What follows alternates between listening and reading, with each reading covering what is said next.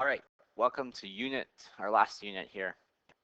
We're doing more integration, and it's a sort of variety of different topics, just other ways that we can use integration. This first one is another strategy that we can use to find some integrals.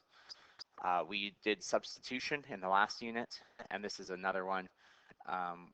Substitution is sort of where there's a derivative taken using chain rule, where this is another rule where sort of the product rule was involved, and it's called integration by parts. All right. And what I use is, this is sort of the integration by parts rule, okay, but I changed the letters a bit, and I say when we use integration by parts, all right, it's v w minus the integral of v prime w. All right, so we figure out what does v equal, figure out what does w prime equal, and go from there. So what we're always given in the integral, sort of something that we call the v and something that we call a w prime, and then we take the antiderivative by using parts here. All right, so when you see a question where there's multiplication involved, right, x times e to the x, well, we can't take the antiderivative of the x separately and the e to the x separately, so we have to do them together somehow. So this time we're going to use parts. I'll show you later how to tell the difference. Is it parts question? Is it substitution? But this is a parts question. So when you look at these questions, you're given a v and you're given a w prime. All right. The v we're going to choose to be x, and w prime we're going to choose to be the other part, e to the x. All right. Well, why did I choose x with the v? Because you'll notice in our equation up above, we have to figure out, well, what's v prime? So when I take the derivative of x, that's easy. It just becomes 1. But you'll also notice in the equation up above, we need to know what is w. Okay, so we know w prime, so we take what's the antiderivative of e to the x? Well, e to the x stays the same. It's e to the x. So our using this parts rule, this integral, we can rewrite it as vw, so that'd be x times e to the x minus integral v prime w. And now you'll notice that the part that's inside the integral is a lot simpler than it used to be. It used to be x times e to the x, now it's just e to the x. So I have to do one more integral. The stuff in the front is done, it's okay. I do one more integral, and it's e to the x plus c now. Okay, so that is our parts rule.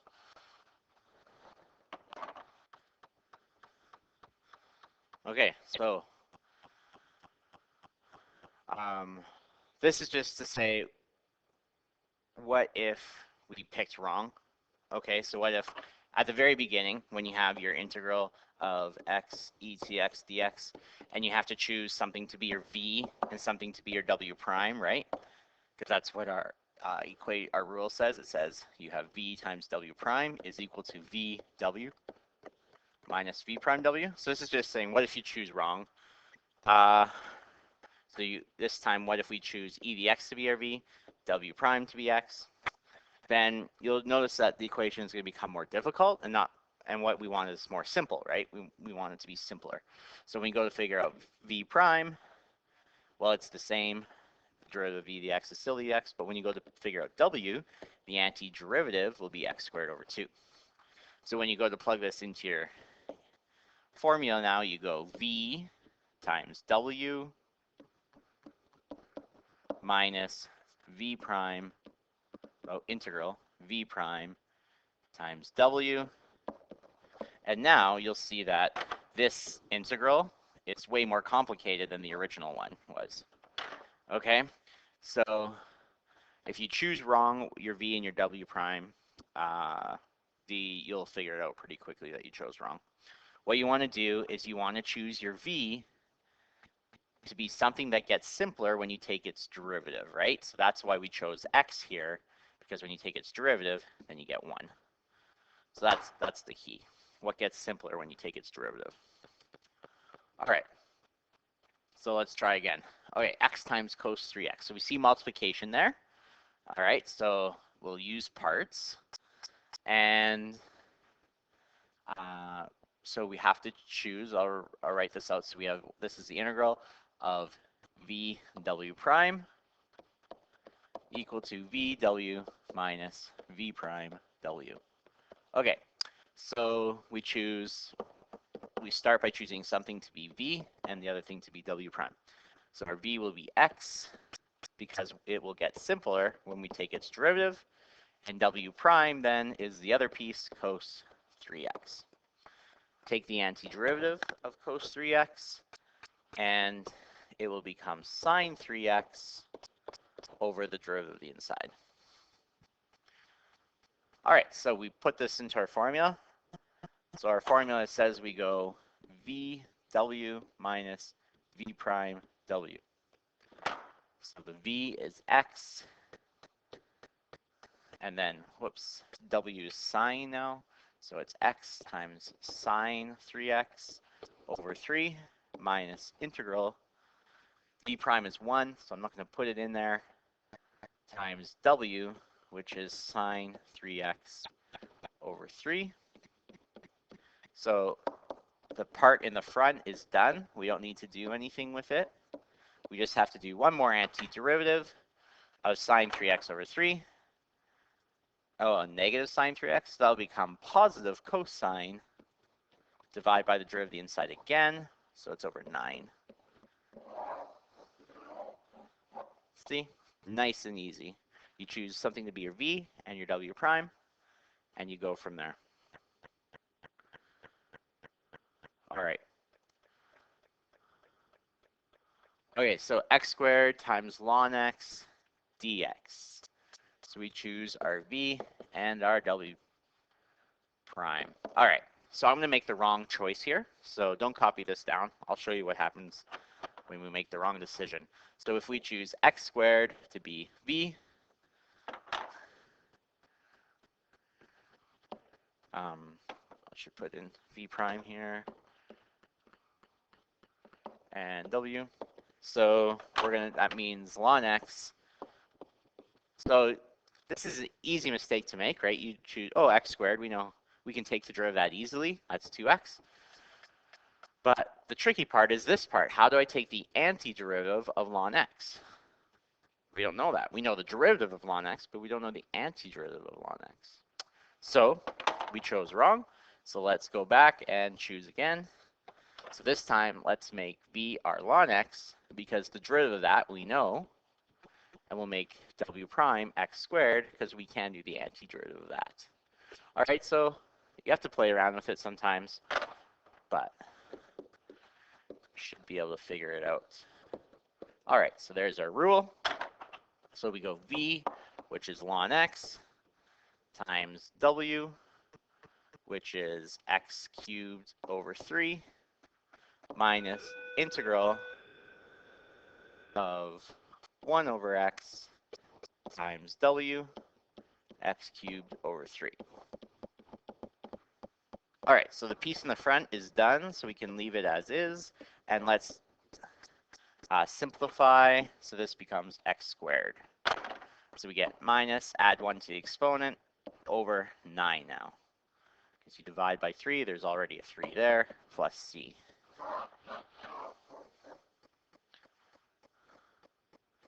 All right, so that's parts. We choose a v, we choose a w, then plug it, figure out your v prime, figure out your w, and plug it into the formula.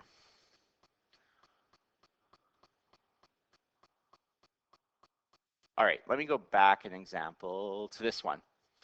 All right, how do we know to use parts or substitution? Okay, both involve multiplication. So this example was a parts question. Integral of x cos 3x dx. All right, this one we're going to have to do by parts. Why? Because there's multiplication for one. All right. But also because if we look at the inside of the cosine and the outside of the function, there's not a real relationship there. So substitution isn't going to work. For substitution to work, we would need something like this. The integral of x times cos x squared dx. Now, this is not a parts. There's multiplication, but this is not a parts question. This would be substitution, because this is more of a chain rule, not product rule so much. This is a chain rule part. Because if we look at the inside x squared, what's the derivative of x squared? It's x. Well, 2x, but it's x, right? So this is where we would choose u to be x squared, and then you find du, 2x dx, and you go from there. So this would be a substitution question. So how do you know when to use parts or substitution? Well, multiplication has to be involved. If there's a relationship between what the derivative of the inside and the outside, then that's substitution. If we don't see that relationship, there's a 3x on the inside, there's an x on the outside, that will be parts. Okay? We look for this relationship. Derivative of the inside matches what's on the outside. That's chain rule. We're going to use substitution for that. Okay, but mostly practice. If you do your homework, you'll see when to use substitution, when to use parts. Okay, so again, v this time we'll make it our x squared. So that makes v prime 2x, and w prime is going to be sine 3x. So w is going to be negative cos 3x over 3. All right, so the antiderivative of sine, right, would be negative cos. All right, so we use parts here. So I'll write down the rule again. So it's vw minus v prime w. Textbooks use different letters, by the way, instead of v and w. I just like v and w because lots of times textbooks use a u, but we already use u in substitution. So that's why I use v and w, but it doesn't really matter. So we go v x squared w, which is negative cos 3x over 3, minus the integral of v prime, which would be 2x. W would be negative cos. Let's make this plus cos 3x over 3 dx. All right, so the part in the very front is done. We don't need to do anything with that. But what about the second part? How do I take the integral of 2x times cos 3x? Well, you'll probably notice, hold on, we can't do that integral yet because there is multiplication. We're going to have to use parts again. Hey, look at that. Parts in one question. You have to use it twice. What a good deal. So this time, we're going to choose a new v. It's 2x.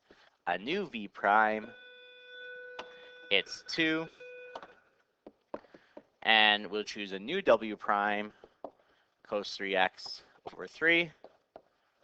And a new w, which will be sine 3x over 9.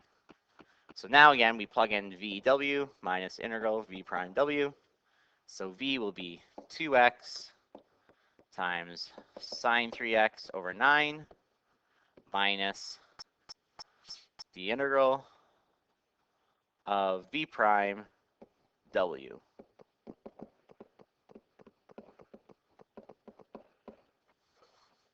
So the piece that's in the very front is done. We don't need anything there.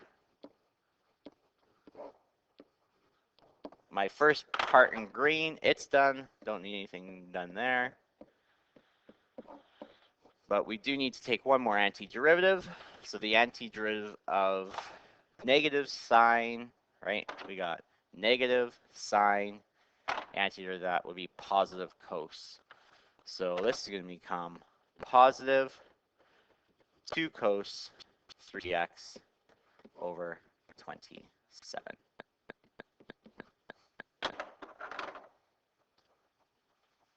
All right, so that one, we had to use parts twice because we started with an x squared up at the top, right? So we had to use parts once, so that x squared became a 2x. And then we had to do parts one more time, so that 2x became a 2.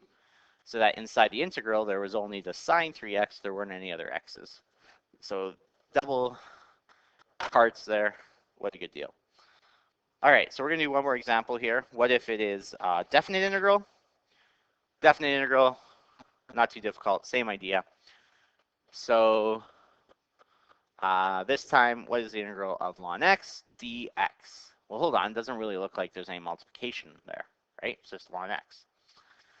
Well, what we could do though is pretend, well, we could say there's like a 1 in front here, right? A 1 ln x. So if we go, okay, v, let's make it ln x, and let's make w prime that red 1 there.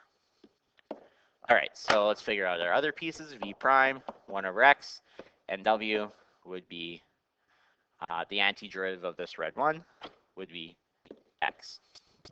All right, so our formula is vw minus v prime w, and v is ln x times w, which is x, minus integral v prime 1 over x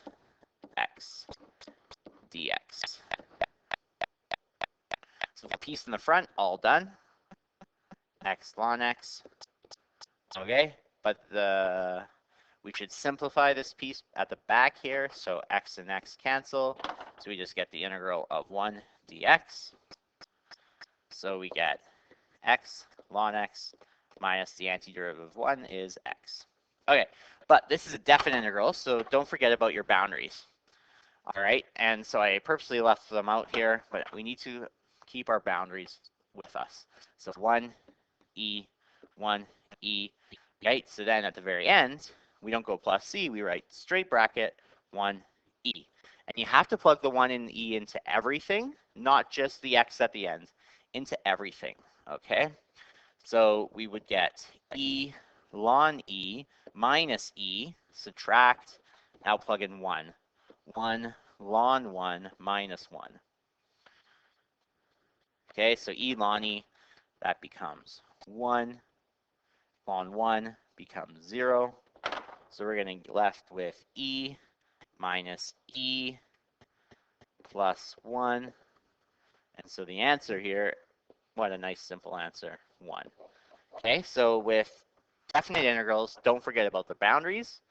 Okay, and make sure you plug the boundaries into everything, not just the x at the back. All right. Okay. Good. Good luck with that. And see if you can start telling the difference when to use parts, when to use substitution. Okay, use parts. So you use substitution when there's a relationship between the derivative of the inside and the outside. Okay, we use parts when that relationship isn't there.